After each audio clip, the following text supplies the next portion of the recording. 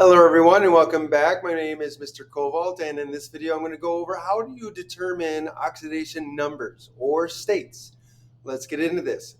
So in this video I'm going to go over some rules for how to assign oxidation states, and then I'll go over some examples in the meantime. Let's go over these rules. The rules do have an order of priority, and so that means that the rule that comes first is higher priority than the rules that come after it. So we're going to go over these rules one by one and then go over some examples. So let's get started. So here, rule number one, free elements have an oxidation state of 0. So that means that if you have an element that's by itself, it's not part of a compound, then it has a 0 oxidation state. So here we have a balanced reaction. We have 2 sodium reacting with chlorine gas to form sodium chloride salt. And so when we're looking at these two here, you'll see that they're not part of any compound. They're elements that are by themselves. And so in both of these cases, they're going to have an oxidation state of 0. So the atoms in your sodium metal are going to have a 0 oxidation state. The chlorine atoms in your Cl2 are both going to have an oxidation state of 0. And so that's rule number one. Rule number two deals with monoatomic ions. These are ions that are single atoms with a charge. So like Na plus, Mg2 plus, aluminum 3 plus, and so on. Also negative ions. So, N3 minus, your nitride ion, your halogen ions, Cl minus ions, and so on. So here in this example, we have sodium chloride. And so the monoatomic ions in this compound are the sodium ion and the chloride ion. And so the oxidation state, or the oxidation number for Na plus, is going to be a +1, because there's a 1 plus charge on the sodium ion. So the oxidation state of sodium is going to be the same as this charge. Since the charge is a +1 charge, then the oxidation state is a +1. Same thing with the chloride ion. So the chloride ion has a 1 minus charge on it.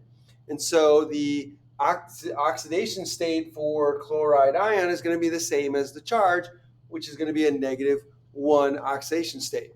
So that is how you determine the oxidation states of your monoatomic ions. So just before I go on, I just want to kind of clarify a distinction between your charge and your oxidation state, and in terms of how we write it.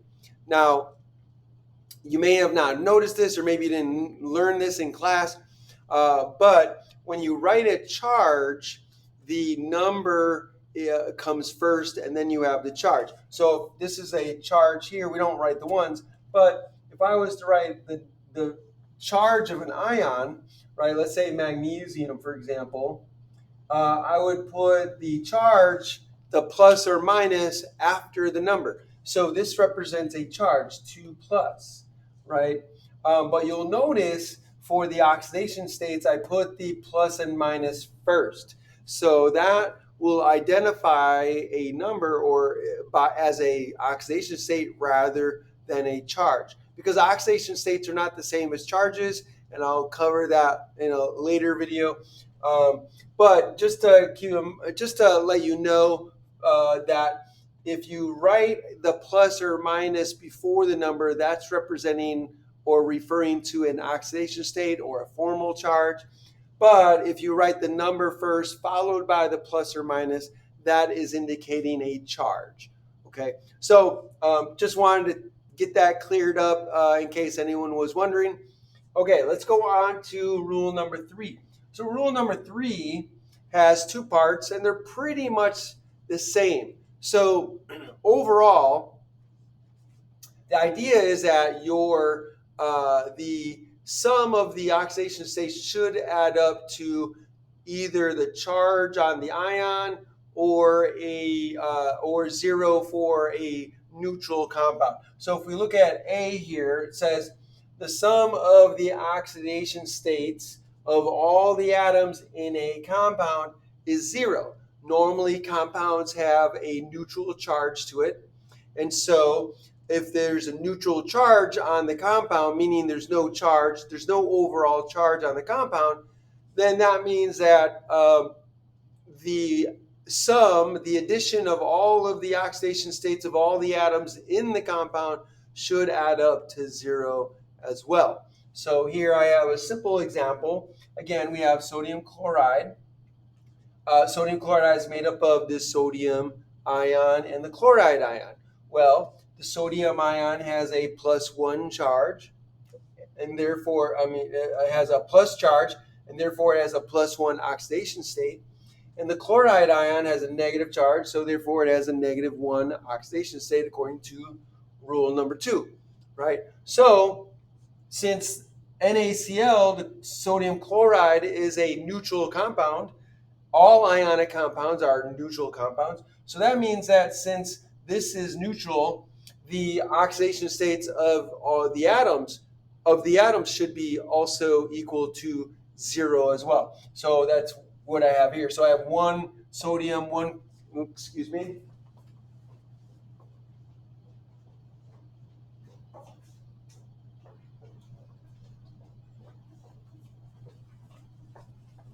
sorry about that.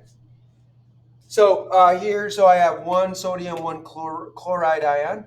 So here's the oxidation state of the sodium plus the oxidation state of the chloride. +1 plus -1 gives us 0. So that is rule 3A. B is pretty much the same, except now this applies to polyatomic ions. So here the sum of the oxidation states of all the atoms in a polyatomic ion equals the charge on the ion. So here, ions, the polyatomic ions, do not have 0 charge. They have some sort of charge on it. It's not 0. So in this case, all of the oxidation states of all the atoms that make up the polyatomic ion should add up to whatever the charge on the polyatomic ion is. So here I have an example. I have NO3 minus, that's your nitrate ion.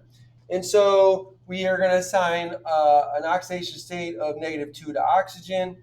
And so the oxidation state of nitrogen is a +5.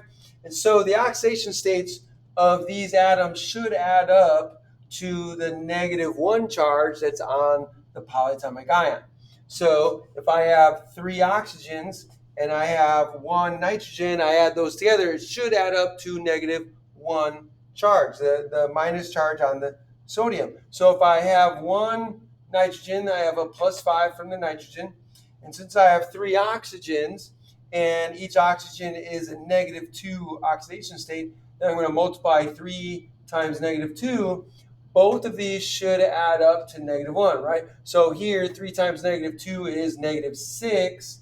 -6 plus 5 gives me a -1. So it adds up. So these are good examples of what we mean by all of the oxidation states of your substance should add up to whatever the charge on the substance is. So if I was to simplify this or put this in a more simple terms, the idea here is that the oxidation states of the atoms should add up to the total charge, whatever it is, on your compound. If your compound is neutral and has 0 charge, then all of the oxidation states of the atoms that make up the compound should add up to 0 since it's 0 charge. If you're dealing with a compound that has an overall charge on it, like a polyatomic ion, then all of the oxidation states of the atoms making up that polyatomic ion should add up to the overall charge on that ion. Okay, so I hope that helps clarify that for you. And then number 4, I have, again, that's broken up into 2 parts. Number 4 is related to 2, because remember, so 2 says that for monatomic ions, your oxidation state is equal to whatever the charge on the monatomic ion is. We're kind of specifying more clearly what those ions are, or particular groups. So for A, it says group 1A metals. That's your alkali metals. So that's the group 1 alkali metals. The group 1 alkali metals have an oxidation state of a +1. That makes sense because the alkali metals, all of the elements in the alkali metal, have a +1 charge when as monatomic ions, right? So sodium has a +1 charge. Potassium has a +1 charge, rubidium has a +1 charge, and so on. So all of those elements in the group one have a +1 charge as monatomic ions, and so they're going to have a +1 oxidation state. Same goes for group 2 metals. The group 2 metals are the alkaline earth metals. So those would be like calcium and magnesium and the rest of those. So these group 2 metals have an oxidation state of a +2. And so again, that makes sense because going back to monatomic ions, the group 2 elements form monatomic ions with a +2 charge. If the oxidation state equals the charge on the monatomic ion, we would expect the oxidation state of those to be a +2. So it makes sense. So again, this is very, very strongly related to number 2. So again, here's some examples. Like, so if I have sodium chloride, Na has a plus charge on it, so it's got a +1 oxidation state. MgCl2, magnesium has a 2+ charge on it, and so it has a +2 oxidation state as well. So that's the first 4. I still have more to go over. I have a 5th one, and then we'll do some examples. So stay tuned. Okay, let's continue with these rules. So here I have rule number 5. In their compounds, nonmetals have oxidation states according to the table below. And so in this table below, we have nonmetals, certain nonmetals, and there is a priority to the order here. So just like there's a priority in the rules, right? So rule number 1 takes precedence over rule number 2, which takes precedence over rule number 3, and so on. There is a priority in the table as well for this. Now, here, the top of the list is the fluorine atom. So if you have fluorine atom in a compound, then that one will get a -1 oxidation state. So here we have an example of magnesium fluoride. Magnesium has a 2+ charge. Fluoride ion has a -1 charge. And so here the oxidation state of the fluoride ion is going to be a -1. Now, one of the things I will kind of advise you to do when you're trying to figure out oxidation states, when you have a ionic compound, my suggestion, my advice is to divide up the ions, meaning separate the ions, positive ion, negative ion, and just deal with the ions separately according to their charges, right? So if you have a polyatomic ion, then of course you can follow the rules and try to figure out what the oxidation states of the atoms are in your polyatomic ion.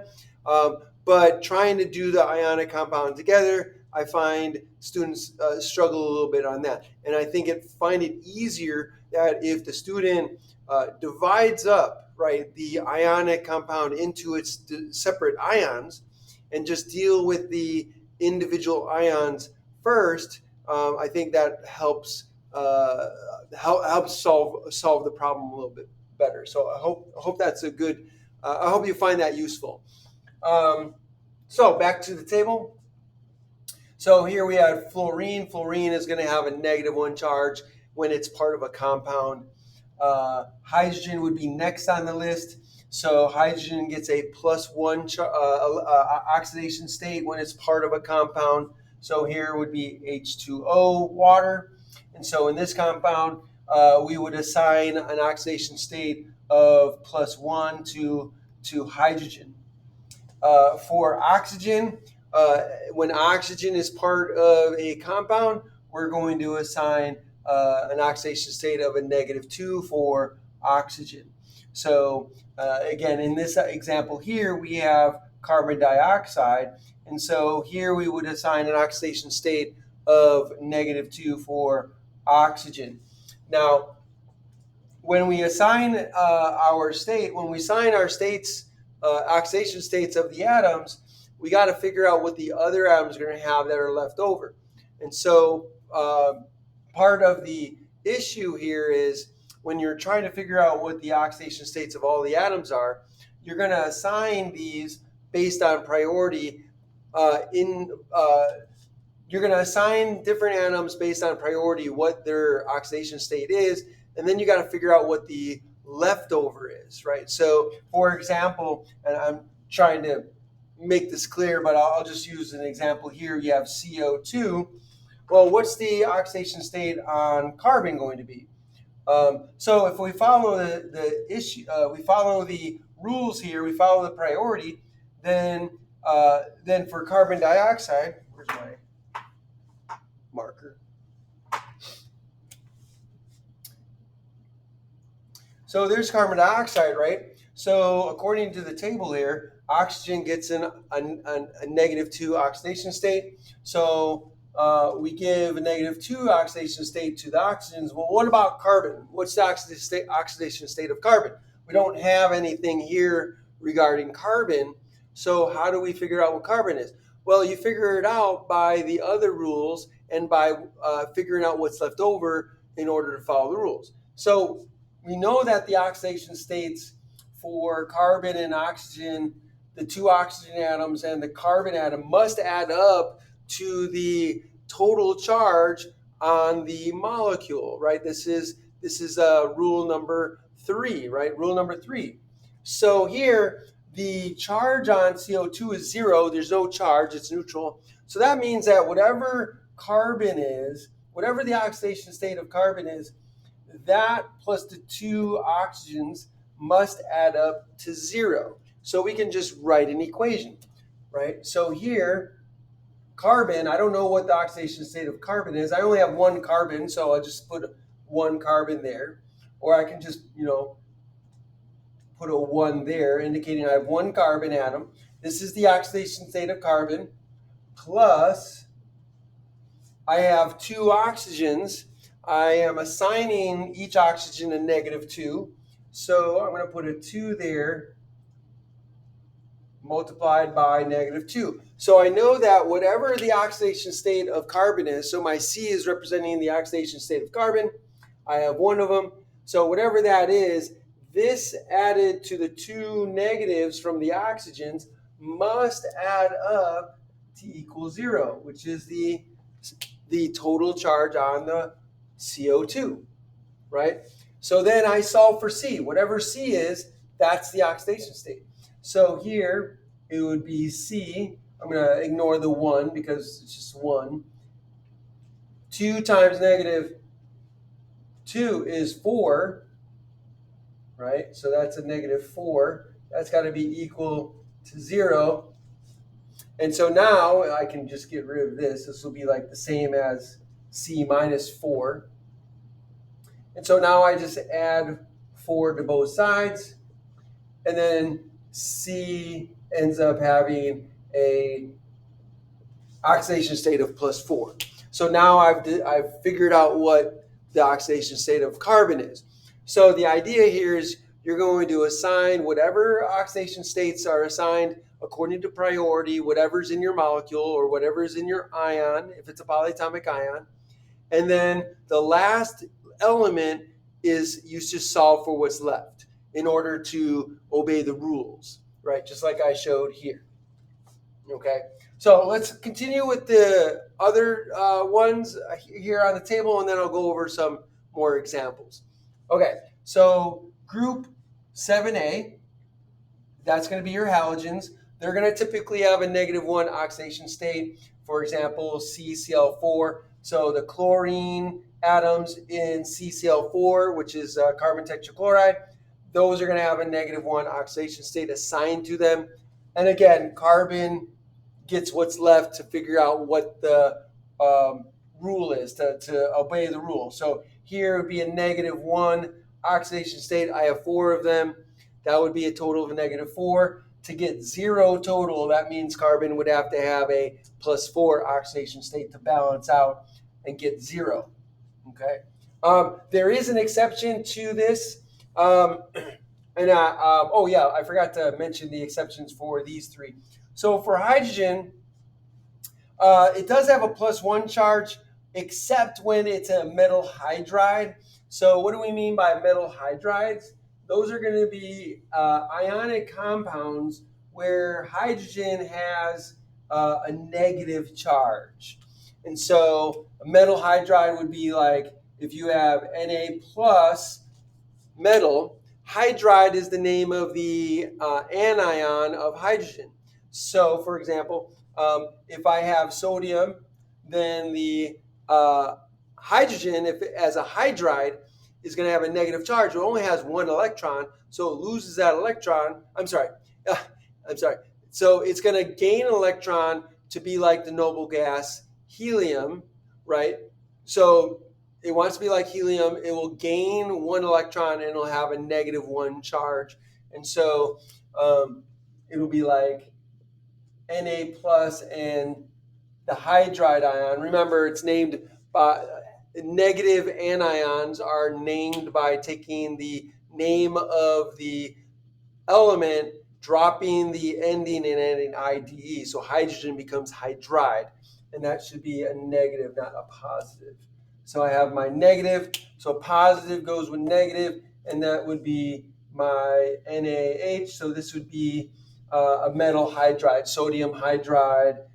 This would be MgH2, would be magnesium hydride. So in these cases, hydrogen would have a -1 charge, but in all other cases, we assign it a +1 oxidation state. So the reason this has a -1 oxidation state, again, it's following the charge. So we go back to rule number 2. So this is a monoatomic ion, this is a monoatomic ion. So here the oxidation state would be equal to the charge. So the oxidation state of the hydride is -1. Okay, so for oxygen, it's going to have a -2 oxidation state, except for when it's hydrogen peroxide or peroxide ions. So in this case, it would be a -1 oxidation state, because again, the charge on the oxygen is going to be a -1, and so we just give it a -1 oxidation state.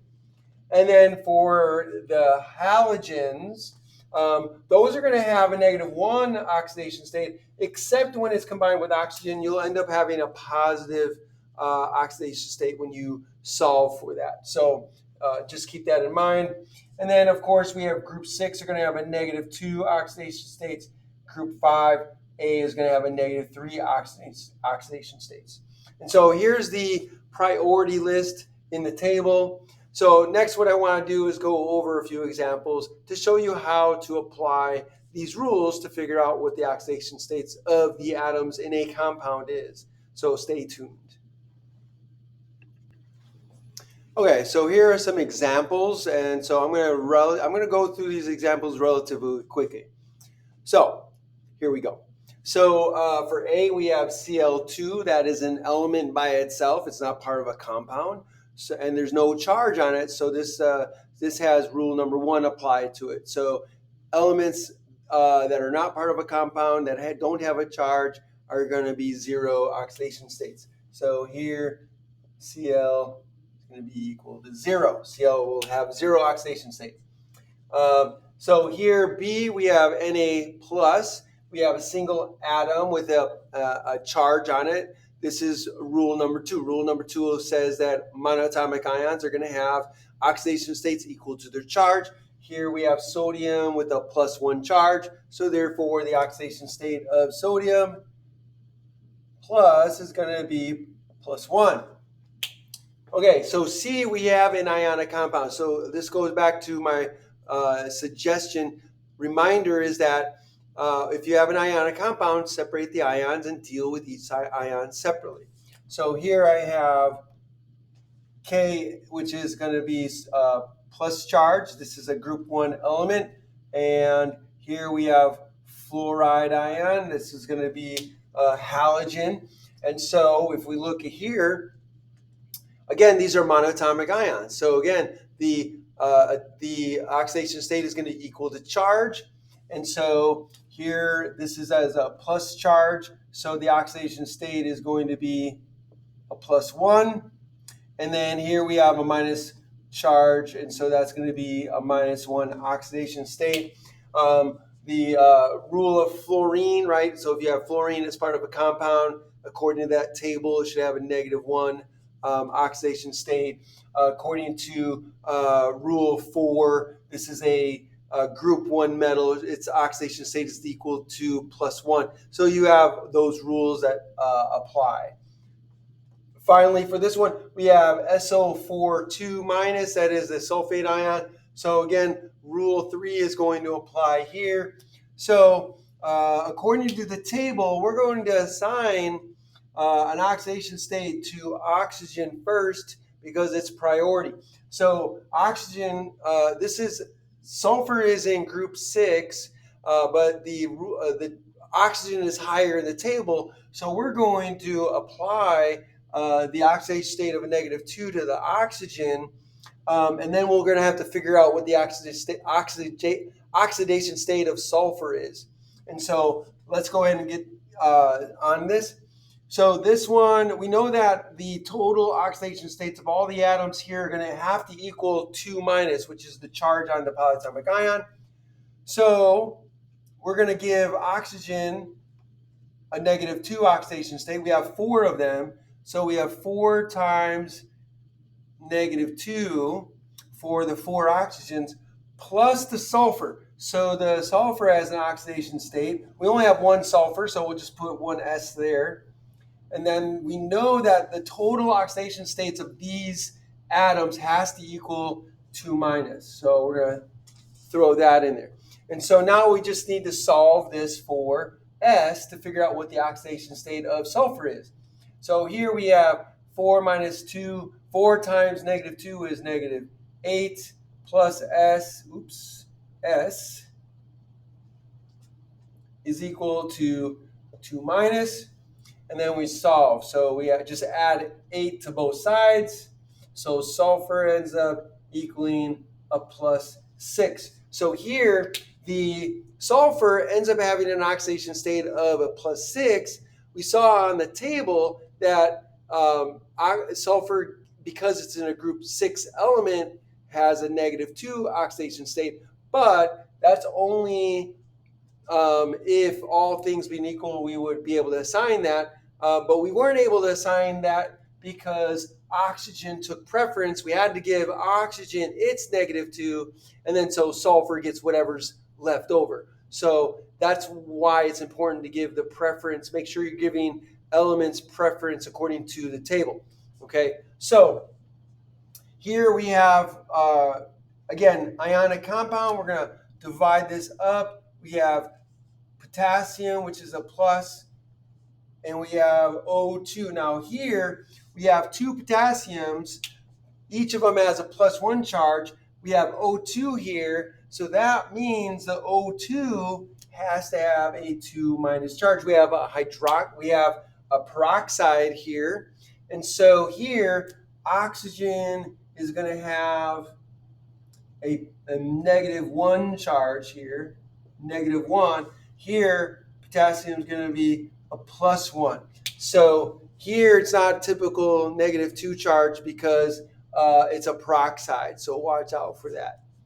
And then finally here, again, I want to emphasize that the easiest way to do this is first identify whether you have an ionic compound. If you do, separate the ions. So here I have an ionic compound, and so I will separate the ions. I have potassium plus, and I have this sulfate ion. That's a 2-. And so then I would assign these oxidation states according to each one separately. So I would deal with this one first, and then deal with this one's assigning oxidation states. So, and then I've already done these here. So I hope this is helpful. If this was helpful, then please, by all means, like the video, share the video, hit that like button, subscribe to my channel. When you do, hit that notification bell, click all, and then put a comment down below in the comment section. I would love to hear from you. Thanks for joining me. Have a great day.